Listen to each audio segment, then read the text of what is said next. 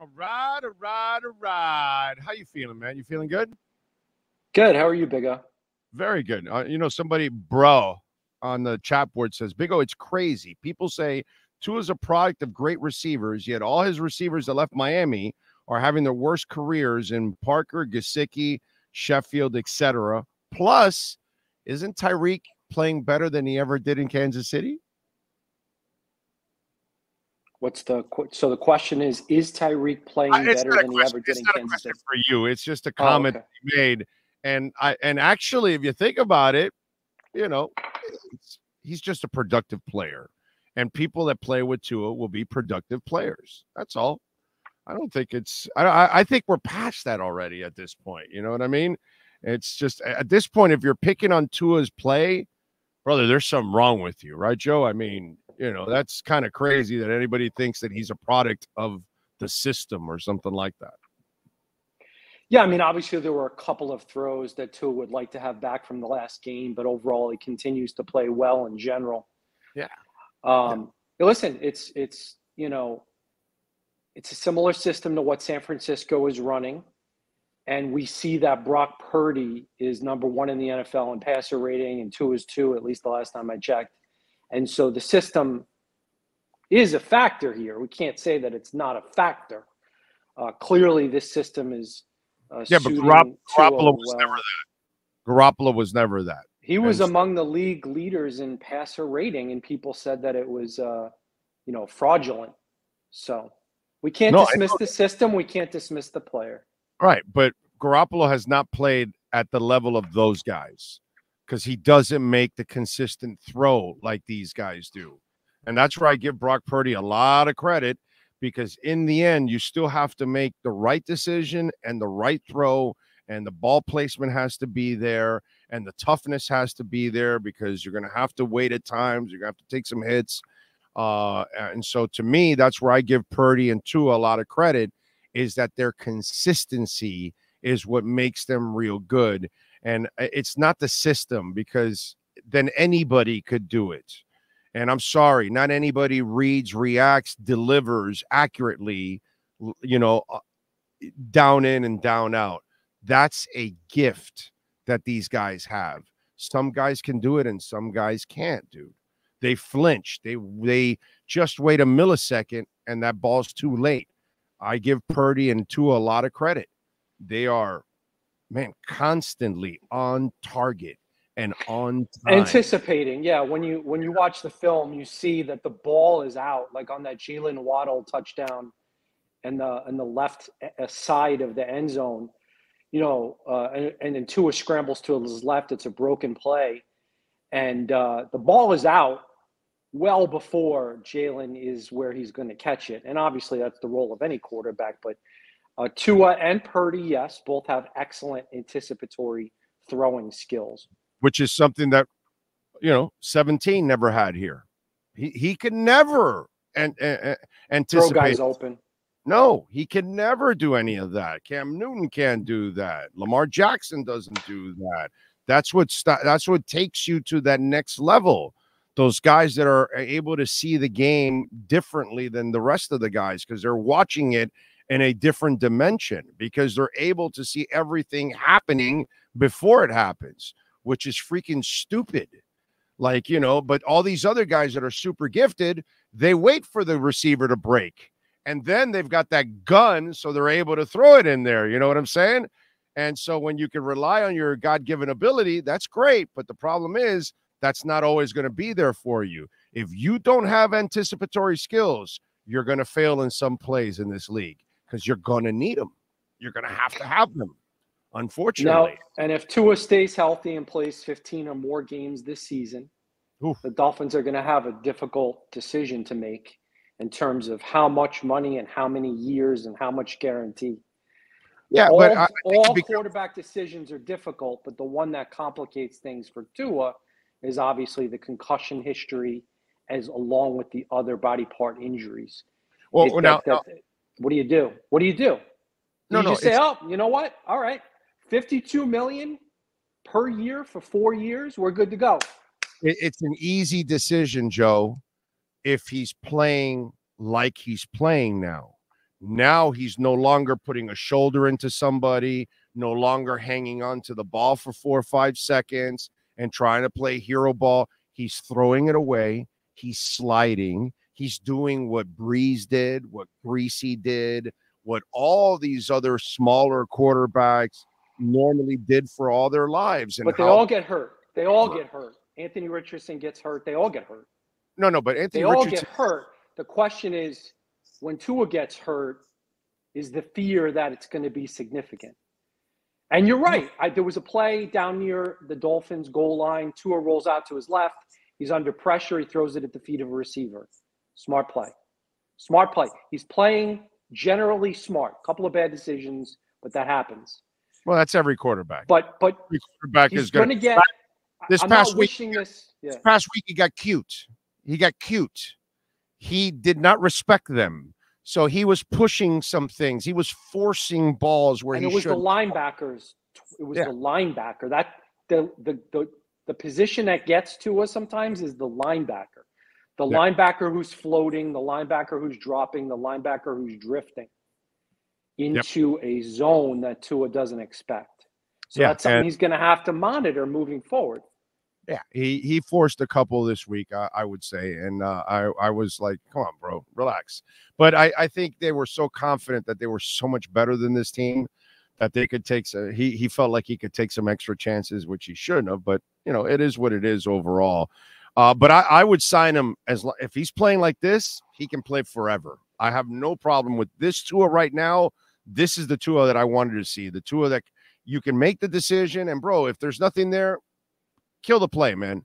You can make the play. I just wonder if he's not going to get quite as much as the other three. You know what I mean? Whoever the top three are. I'm not worried about that. He'll get his money, dude. But he was not going to be Anthony Richardson has to run. So he's going to bring on more pain to his body like Lamar Jackson has, like Josh Allen has. All these guys have to run in order to be the guys that they are.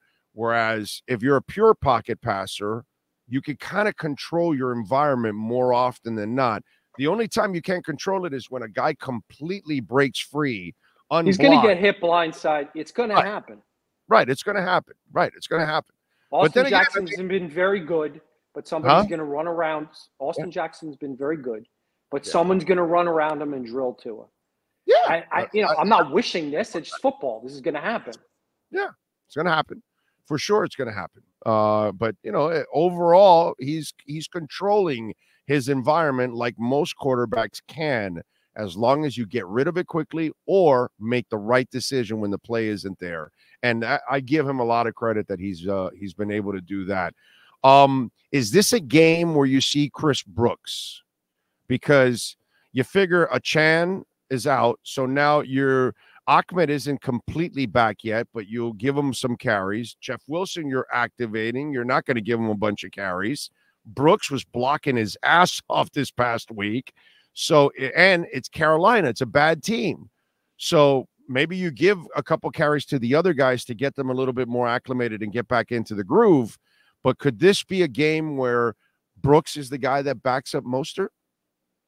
There's a fascination with Chris Brooks in the fan base, and obviously you share that fascination. Yes, love He's it. Unique because he's a big back. He's tough. He's got some quickness. He obviously is a good developmental prospect. You're saying he's got good vision. Great vision. Great vision. I think it's a little dicey when you start to look at the opponent and say, oh, this is a good game to get Chris Brooks involved, because that's what I thought about Cam Smith, and Vic Fangio gave him 0 snaps against the Giants. So we got Eli Apple, who was fine. He had a couple of nice tackles in the first half. Wait a minute. Hold on a second. Let me stop your tracks here. He played Chris Brooks, and he played him in more important position than even running the ball. He put him to block. My man, that's a huge responsibility to hand a young man, a rookie. I need you to block these guys. And he blocked his ass off. I got to tell you something. When I think this is an intelligent football player. From what I'm watching, the way he reads and reacts and picks the right holes, he's got excellent vision. And then they trusted you to go in there and block. And as you know, Joe, the hardest thing for running backs to learn is who the hell to block at times. Dolphins have a lot of depth at running back. obviously blessed at that position. Ahmed looked like Chan light when he played. Only Bo Jackson averages more yards per carry since 1966 than Raheem Mostert. What does that tell you? It tells you give him the ball. All right, now he's fumbled twice. Here's the thing, you get buried. If he fumbles again, they're going to bury him for a while. They'll bench him. They'll have to. They'll have no choice, Mike McDaniel.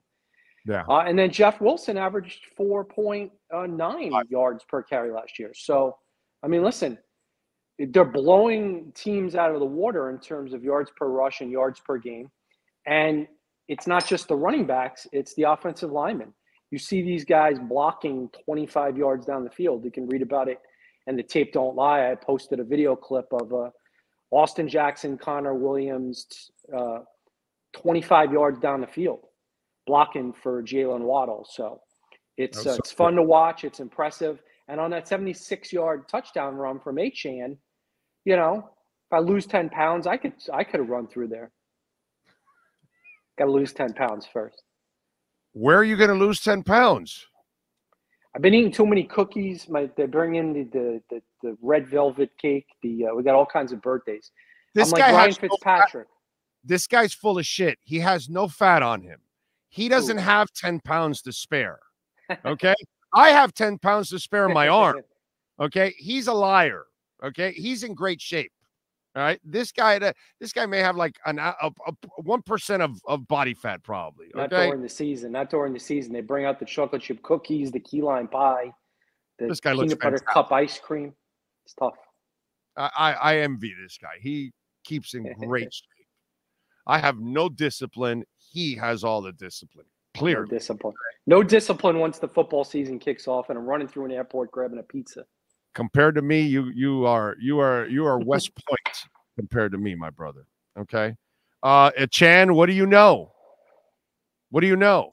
I don't know, other than the national reporters who obviously have information from the club or the agent, sort of walked back a little bit, him going on IR. Part of the reason might be the Dolphins have a lot of guys on IR already, and they got to be careful with how many they put on IR. So if it's 2 to 4 weeks, maybe they say, well, even if it's 3 or 4, maybe we don't IR him. So that's going to be interesting to see whether they IR him. But obviously, it's good news is that nobody's expecting this to be like a season ender. And the Dolphins have so many good players coming off of injured lists, including Robert Jones and Nick Needham and Jalen Ramsey and Teron Armstead. I'm not saying now. I'm just saying in the near future. Yeah, the next couple of weeks. So there's going to be some tough roster decisions. They might lose a couple of players that the fans like, You mean they have depth? Really? Wow. When did you cover a Dolphins team that was actually good and had depth? Has that ever happened to Joe Schad? Yeah, I mean, going back to 16, I mean, this is the most depth at running back, the most depth at receiver, the most depth on the D line, the most depth at corner, offensive line. Yeah, I mean, they have a obviously left Kendall tackle, backup left tackle. That's it. That's more than they've ever accomplished in the last 30 years. The best backup left tackle. Lamb's the best backup left tackle I've seen here. Got beat once in the last game, but he's very solid. Yeah, and he got beat because he didn't notice the guy that came from the other side. It was kind of like a stunt that the guy pulled, and he got fooled a little bit there on that one. And that's just a small mistake he made. Unfortunately, he gave up that sack. But he's been absolutely fantastic, man. That has been absolutely awesome to watch. Let me run something by you. I say, okay, you don't play Chase Claypool this week. You don't put any packages in for him. You get him practicing, you get him acclimated, and then you get him practicing again next week. And you save him for the Eagles. It's not a bad idea. Joe It's not a bad idea. Yeah, we'll see if we get a chance to talk to Claypool today. Ask him about why he thinks he's on his third team in 2 years. Why he thinks 2 teams have given up on him. Tomlin dude gave up on him, Joe. It's not just teams gave up on you, bro. Mike Tomlin, who put up with Antonio Brown for years, Le'Veon Bell, and Antonio Brown, bro. He put up with some crap, and he gave up on you right away. That's scary, dude. Yeah. Now, I have to go back and look, but part of it was, I think, yeah, I don't know, usage. You know, he's not been happy with how he's been used. Who are you, bro? I know. I know. So, you know, I saw a national guy on CBS say, oh, maybe he's a tight end, but I don't know. This guy prefers to play on the outside. He was not happy when he was used in the inside. So is he going to be happy if he's asked to do the Trent Sherfield, River Craigcraft blocking role? You know, he's a big, strong dude. He's bigger than these three little guys they run out there all the time, the Dolphins. So he's going to have to really sacrifice as a blocker if he wants to earn the trust of the coaches and teammates. And he also could play the Devontae Parker role too. You know, fade pattern down the sideline, fade pattern in the end zone, you know, that kind of stuff. And then do a little Ezukama running, you know, an end around, that kind of stuff. I would imagine that that's kind of the stuff that he's going to do, kind of the Devontae Parker / Ezukama role that we've seen. I almost feel like the other thing that I mentioned to some of the guys we have on, if I'm McDaniel, you know you're not going to sign him anyways next year unless he, you know, it really has no market and you can get a cheap deal out of him. But what you do is what you plan to do with Ezukama down the line. Well, this guy's more mature than you are as a football player right now. So you can start doing a lot of the stuff with him that you want to do with Ezukama. And now you've got it on tape. And now Ezukama can kind of watch and also see what they want to do. So it could actually be a learning device for Ezukama too in the process. I'm going to be interested. I mean, he's tall and he's heavier than the other guys, but does he want to be a running back? Does he want to be a tight end? Does he want to be a blocker? I don't know. Does he want to grow up? Does he want to grow up? Does he want to be a professional is the question. Or does he want to be a petulant child that thinks that he's going to know everything and what they want to do? He's got to earn his keep, and he's got to know that this is his last stop, Joe. He's got to know that. And bro, you were gifted the best offense in the league. Moron. This is it just gave you everything you need to go next year into free agency and saying, see, I can prove I can do this. I acclimated to them. I did everything. And you see, I'm the team player. I'm a playmaker, yada, yada, yada. I mean, this is the opportunity of a lifetime for a guy like this. It's a really interesting move. I mean, it tells you a little bit, I think, that they have concerns about Craycraft and Ezukama. Because without Craycraft and Ezukama injuries, there's not even a spot on the roster for him. So it's not a position of need. But I think, you know, I think you're onto something with the whole blocking, Ezukama, red zone, third down, end around stuff. We'll see. Yeah, I'll be really curious to see how Claypool. I'm told he's a charming, well-spoken guy, so maybe he'll be a good conversation later today. Yeah, he's just got to. Obviously, the kid's just got to mature. You know, that's really what he needs to do. One more thing before I let you go. This game this week, how are you viewing this game this week? Because clearly it's all about next week.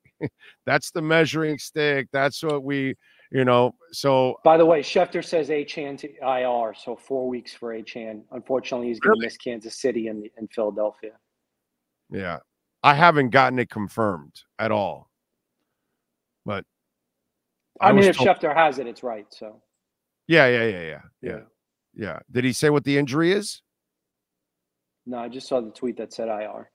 Okay. Yeah, I was told somebody told me about the injury, but I haven't.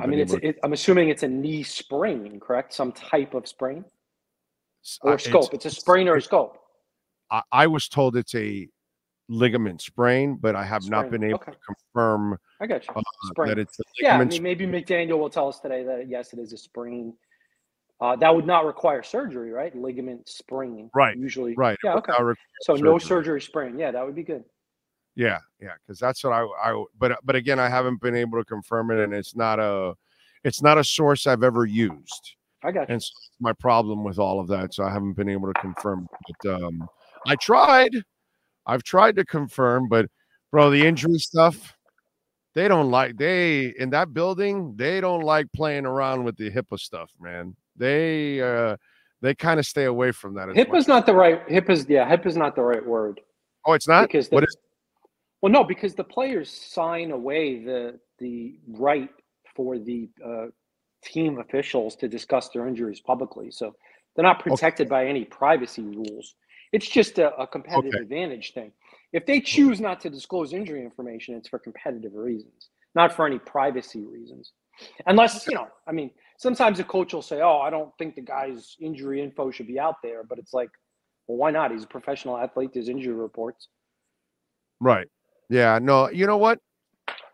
I think you're right. It makes a lot of sense what you're saying. No athlete can take issue with a professional sports team disclosing their injury information. They sign away that authority. But they did get mad to Schefter when Schefter got that injury news. What was it last year or the year before that he took a lot of heat for exposing some injury? I forgot which one it was. You know what I'm talking? Do you remember that case? Well, I think at a certain point he revealed the X-rays and or MRIs for the player who blew up his hand with a firework. Right. That's it. It was their Paul. That's right. Yeah. That's right. Yeah. That's right. So I'm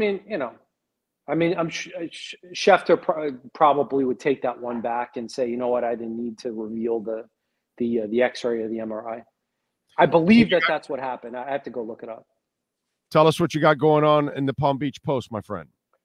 Yeah, check out the Tape Don't Lie. We break down Raheem Mostert, Devon Achane, Tyreek Hill, Austin Jackson, who's playing great, Andrew Van Ginkel, Zach Sealer, Christian Wilkins, all had big games. Good breakdown of what's going on in the Dolphins-Giants game, a little review. There you go. Follow him on Twitter at Schad Joe, like I and many other Dolphin fans do, and catch his work there at the Palm Beach Post. As always, Joe, thank you, my brother. Appreciate you. We'll catch up next week. All right, man. See you. Thank you, sir. There you go. Essential moving experts and our man, Joe Schad.